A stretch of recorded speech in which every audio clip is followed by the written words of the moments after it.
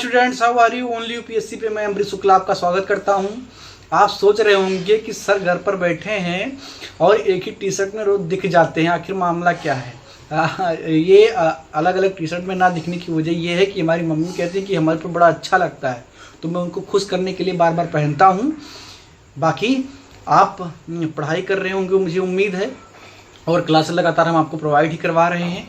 इस क्लास में आप जो इससे पहले वाली क्लास थी जिसमें आपने नियंत्रक एवं महालेखा परीक्षक को पढ़ रहे थे, उस क्लास को हम यहाँ पर कंटिन्यू कर रहे हैं क्योंकि वहाँ पर कुछ बच गया था और थोड़ा सा इसमें हमने एक सप्लीमेंट दे दिया है। सप्लीमेंट ये है कि कुछ महत्वपूर्ण अनुच्छेद की मैंने चर्चा कर दी है जो आपके परीक्षा में सीधे सीधे आते हैं, तो वो भी आपको यहाँ पर मिल जाएंगे। तो आइए क्लास शुरू करते हैं। नमस्कार विद्यार्थियों, कैसे हैं? उम्मीद करता हूँ कि अच्छे होंगे, स्वस्थ होंगे और अपना ख्याल रख रहे होंगे। आज दोपहर में एक खबर सुनी जिससे मैं बहुत स्तब्ध हूँ। मेरे बहुत ही चहेते कलाकार इरफान खान की मृत्यु हो गई। उन्हें ट्यूमर था और वो बहुत अच्छे अदाकार थे और मैं उनको पसंद करता था, तो इसलिए थोड़ा व्यथित था। फिर भी चलिए अपनी बात करते हैं, क्लास देखते हैं। आना जाना तो लगा ही रहता है, कोई ना कोई तो रोज़ आएगा जाएगा, लेकिन जब तक इस पृथ्वी पर हैं अपना कर्तव्य का पालन करते रहें। हमारा काम है आपको पढ़ाना, आपका काम है आपको पढ़ना। तो ये जो पीडीएफ आप देख रहे हैं ये आपने पढ़ रखा है। ये मैं इसलिए दिखा रहा हूँ क्योंकि मैंने यहाँ पर कुछ छोड़ दिया था एक क्लास में, तो उसको आगे मैं कंटिन्यू करूँगा। इसको मैं दिखा रहा हूँ कि आपने इसको पढ़ा है, मैं इसको आपको दिखा रहा हूँ इसलिए कि आप रिकॉल कर लें इसको। तो हमने किया क्या था कि कर्तव्य एवं शक्तियाँ पढ़ रहे थे, उसमें हमने जो है इसके बारे में थोड़ा सा चर्चा कर लिया था। तो इस क्लास में हम पूरी कर्तव्य एवं शक्तियों को पढ़ेंगे और इस तरीके से जो हमारा एक कैग है ये समाप्त हो जाएगा, जो कि पिछले वीडियो में बच गया था थोड़ा सा, तो इसमें हम इसको कवर कर लेंगे। तो देखते हैं कि इनकी कर्तव्य और शक्तियाँ क्या हैं। तो संविधान का अनुच्छेद 149 संसद को यह अधिकार देता है कि वह केंद्र, राज्य या किसी अन्य प्राधिकरण या संस्था के महालेखा परीक्षक से जुड़े मामलों को व्यवस्थापित करे। इसी से जुड़े संसद ने महालेखा परीक्षक अधिनियम 1971 को प्रभावी बनाया। शायद ये मैंने पढ़ा दिया था आपको, लेकिन फिर भी चलो देख लेते हैं आगे। मैंने बहुत सारा इनकी शक्तियों को यहाँ पर मेंशन किया है, तो उसको हम पढ़ेंगे। दोबारा है तो रिवीजन हो जाएगा।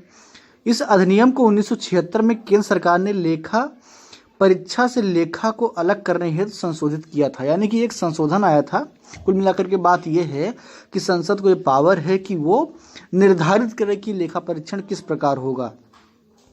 संसद एवं संविधान द्वारा स्थापित नियंत्रक एवं महालेखा परीक्षक के कार्य एवं कर्तव्य निम्नलिखित हैं। तो देख लेते हैं कि संसद एवं संविधान द्वारा स्थापित नियंत्रक एवं महालेखा परीक्षक के कार्य एवं कर्तव्य निम्नलिखित हैं। इसको हम देख लेंगे, यही पढ़ने के लिए मैं स्पेशली वीडियो बना रहा हूं। देखिए, उद्देश्य ये है कि कुछ भी ना छूटे, 1% भी छोड़ना नहीं चाहते हैं, इसलिए मैंने इसके लिए 2 वीडियो दिया है। बहुत मेहनत करना पड़ता है, यकीन मानिए कि पूरा पीडीएफ बनाना, उसके बाद रिकॉर्डिंग करना और एक एक चीज़ दिमाग में रखना कि कितना मैंने पढ़ाया था, कितना आगे कवर करना है। पूरा सिलेबस मेरे ध्यान में है, कुछ भी नहीं छूटेगा, सब कुछ कवर करवाऊंगा। तो ये देखते हैं। यह भारत की संचित निधि एवं सभी राज्यों की संचित निधि से व्यय लेखाओं की लेखा परीक्षा करता है। यानी कि भारत की संचित निधि या मतलब केंद्र सरकार की संचित निधि एवं सभी राज्यों की संचित निधि से व्यय की लेखाओं का परीक्षण करता है। दूसरा क्या है, यह भारत के सभी सरकारों की लोक लेखा एवं आकस्मिकता निधि के व्यय का लेखा परीक्षण करता है। यानी कि संचित निधि के साथ साथ सभी सरकारों के लोक लेखा एवं आकस्मिकता निधि के व्यय का लेखा परीक्षण भी करता है। ये आगे देखते हैं। यह केंद्र एवं राज्य सरकारों के किसी विभाग द्वारा सभी ट्रेंडिंग, विनिर्माण, लाभ और हानि लेखाओं का भी लेखा परीक्षण करता है। कुल मिलाकर के एक लाइन में कहें कि कुछ भी खर्चा अगर सरकार करेगी तो उसका लेखा परीक्षण ये कैग कर सकता है। आगे देखते हैं। वह राष्ट्रपति या राज्यपाल के निवेदन पर किसी अन्य प्राधिकरण के लेखाओं की भी लेखा परीक्षण करता है। यानी कि अगर राष्ट्रपति और राज्यपाल निवेदन करें तो किसी अन्य प्राधिकरण यानी किसी अन्य ट्रिब्यूनल का, गवर्नमेंट के खर्चे के अलावा किसी अन्य ट्रिब्यूनल का भी वो लेखा परीक्षण कर सकता है। उदाहरण के लिए स्थानीय निकायों की लेखा परीक्षा। स्थानीय निकाय कौन कौन से हैं? पंचायत, और नगर निगम। तो अगर राज्यपाल और राष्ट्रपति निवेदन करता है कैग से तो वो इसका भी कर सकते हैं लेखा परीक्षण। आगे देखते हैं, वह राष्ट्रपति को इस संबंध में सलाह देता है कि केंद्र और राज्यों के बीच किस प्रारूप में रखे जाने चाहिए, लेखा किस प्रारूप में रखे जाने चाहिए।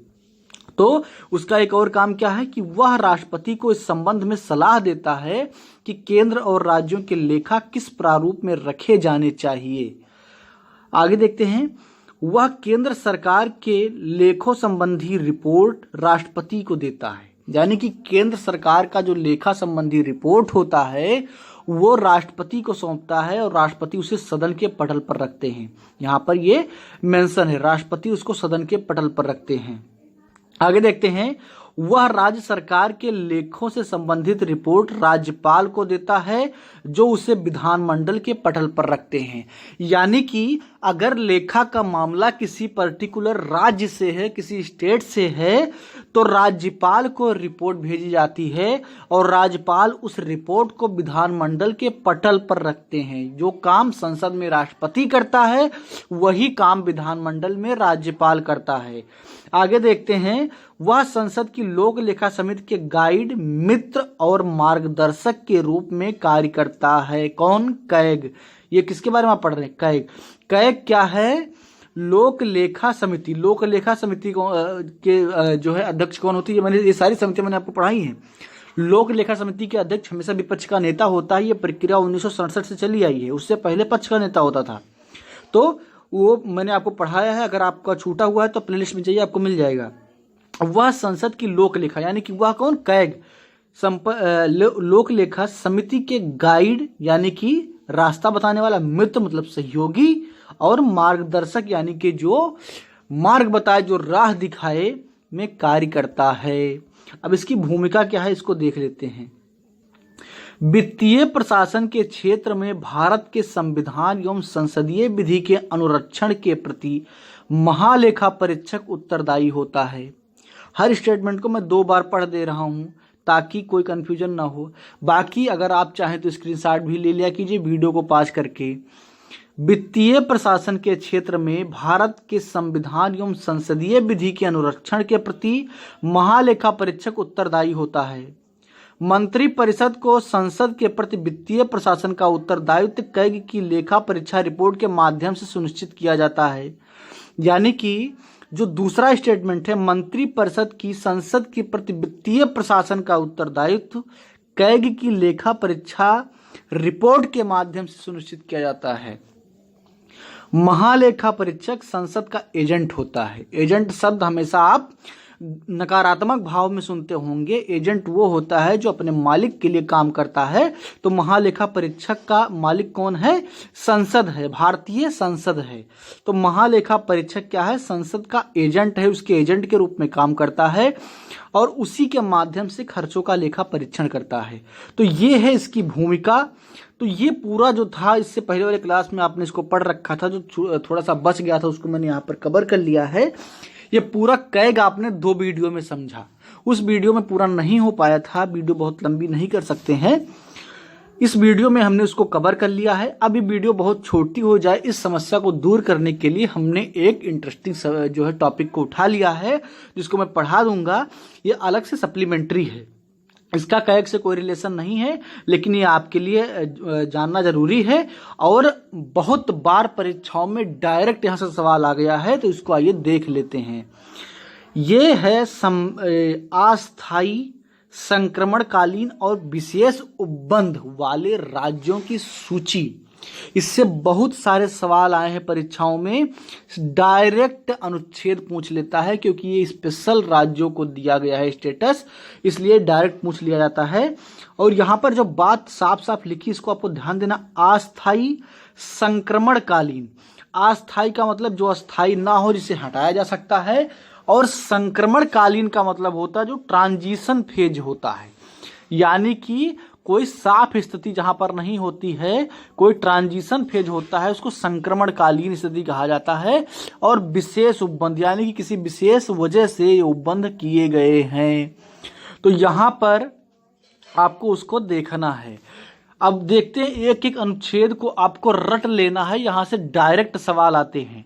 तो अनुच्छेद 369 में क्या है, राज्य सूची के कुछ विषयों के संबंध में विधि बनाने की संसद की इस प्रकार अस्थायी शक्ति मानो वो समवर्ती सूची के विषय में हो। यानी कि ये जो अनुच्छेद 369 है, ये क्या कह रहा है कि राज्य सूची के कुछ विषयों के संबंध में विधि बनाने की संसद की इस प्रकार की अस्थायी शक्ति मानो वो समवर्ती सूची के विषय में है। तो यानी कि ये बता रहा है कि राज्य सूची के कुछ विषयों पर जो संसद कानून बना सकता है वो समवर्ती सूची के तरीके से है। ये बात यहाँ पर 369 में कही गई है।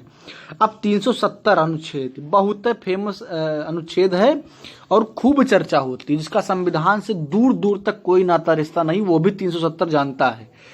लेकिन इस 370 के आर्टिकल में कई बदलाव कर दिए गए हैं। हालांकि बहुत सारे लोग क्या कह रहे हैं कि 370 खत्म कर दिया गया, ऐसा नहीं है भाई साहब। 370 अनुच्छेद में कुछ बदलाव किए गए हैं। इसमें जो है सब इसमें पैराग्राफ नहीं कह सकते, जो इसमें बहुत सारे अनुच्छेद में और उप चीजें जोड़ी जाती हैं, उसमें बदलाव किया गया है। सीधे 370 को हटाया नहीं गया है। तो 370 तो आप जानते हैं कि जम्मू कश्मीर के संबंध में अस्थायी उपबंध है। और आपके गृह मंत्री अमित शाह जब ये बिल पेश कर रहे थे तो उन्होंने अस्थायी शब्द पर खूब जोर दिया था और वो कह रहे थे कि ये प्रावधान अस्थायी है और कभी भी हटाया जा सकता है। हालांकि वो संवैधानिक रूप से सही थे, जैसा कि आप यहाँ पर देख रहे हैं। अब अनुच्छेद 371 में क्या है, महाराष्ट्र और गुजरात राज्यों के संबंध में विशेष उपबंध। ये सवाल मुझे जहां तक याद है 2018 में जो असिस्टेंट कमांडेंट का पेपर हुआ था, जिसे यूपीएससी करवाती है, उसमें डायरेक्ट सवाल आया था कि अनुच्छेद 371 में किन किन राज्यों को विशेष उपबंध दिया गया है। तो कौन है, महाराष्ट्र और गुजरात। अब 371 का देख लेते हैं। नागालैंड राज्य के संबंध में विशेष उपबंध है। इसका स्क्रीनशॉट आप जरूर ले लीजिएगा, ये पूरा रटना जरूरी है। सीधे सीधे सवाल यहाँ से आते हैं। मैं एक बार पढ़ दे रहा हूँ, उसके बाद में आप स्क्रीनशॉट ले लेंगे, इसको एक बार सुन लेंगे और स्क्रीनशॉट भी ले लेंगे इसका। यहाँ से डायरेक्ट सवाल आपको मिलेगा। 371 खा में क्या है, असम राज्य के संबंध में विशेष उपबंध है। 371 गा में क्या है, मणिपुर राज्य के संबंध में विशेष उपबंध है। 371 घा में क्या है, आंध्र प्रदेश राज्य के संबंध में विशेष उपबंध है। 371 डा में आंध्र प्रदेश में केंद्रीय विश्वविद्यालय की स्थापना की बात की गई है। यहां पर यह चीज आप ध्यान दे लेंगे कि 371 का गा और डा दोनों किससे संबंधित है, आंध्र प्रदेश से संबंधित है। किससे, आंध्र प्रदेश से संबंधित है। आगे देख लेते हैं। 371 चा में क्या है, सिक्किम राज्य के संबंध में विशेष उपबंध है। 371 यहाँ पर देखिए मिसप्रिंट हुआ है किताब में, 317 लिखा हुआ है, 371 होना चाहिए। तो 371 छा में क्या है, मिजोरम राज्य के संबंध में विशेष उपबंध है। 371 जा में अरुणाचल प्रदेश राज्य के संबंध में विशेष उपबंध है। 371 झा में क्या है, गोवा राज्य के संबंध में विशेष उपबंध है। और 371 ड़ा में कर्नाटक राज्य के संबंध में विशेष उपबंध है। ये जो हमारा जमान लड़खड़ाया, इसको फंबल प्रॉब्लम कहते हैं। और ये दो प्रोफेशन में अच्छी बात नहीं होती, एक तो पत्रकारिता में और दूसरा अध्यापन में। कहीं कहीं मेरे से हो जाता है, हालांकि मैं बहुत कोशिश करता हूं कि ये ना हो, जल्दबाजी में हो जाता है। फंबल प्रॉब्लम अगर अध्यापक और पत्रकार को हो गया तो उसके कैरियर पर निशान लग जाता है, क्योंकि अध्यापक और पत्रकार को खूब बोलना होता है और बातें दिमाग में सोचा कि मुंह से निकाल दिया, तो इसलिए फंबल प्रॉब्लम उसमें नहीं होना चाहिए। तो ये था आपका महत्वपूर्ण अनुच्छेद जो मैंने सप्लीमेंट्री यहाँ पर जोड़ दिया। आप कैग पढ़ रहे थे, कैग में जो पार्ट छूट गया था उसको आप पढ़ रहे थे, यहाँ पर मैंने सप्लीमेंट्री जोड़ दिया क्योंकि आपकी क्लास बहुत छोटी हो रही थी। तो इसको आप स्क्रीनशॉट इसका ले लेंगे और इसको रट लेंगे। पक्का मैं गारंटी लेता हूं कि आने वाले कई परीक्षाओं में डायरेक्ट आपको यहां से सवाल मिलेगा। तो इसको आप पूरा का पूरा रट लेंगे। बाकी कुछ बहुत सारे स्टूडेंट ने कमेंट किया था कि उनको क्लासेस नहीं मिल पा रही पुरानी, तो मैं बताता रहता हूं कि प्लेलिस्ट में जाइए, आपको सारी क्लासेस वहां पर मिल जाएंगी, जीरो से लेकर के, यानी कि पॉलिटी जीरो से लेकर के जहाँ से शुरुआत होती है और यहाँ तक जहाँ हम करीब 80% सिलेबस कवर कर चुके हैं, पूरा पढ़ाया हुआ है, फ्री में है, एक भी पैसे का पेमेंट नहीं है। तो आप जाइए, आराम से पढ़िए, सब कुछ मिल जाएगा, प्लेलिस्ट में जाइए और आपको आराम से मिल जाएगा। बाकी इस क्लास को आप अगर आपको पसंद आया तो लाइक कीजिए, कमेंट बॉक्स में अपनी राय जरूर दें और अपने दोस्तों को भी शेयर कर दें। धन्यवाद।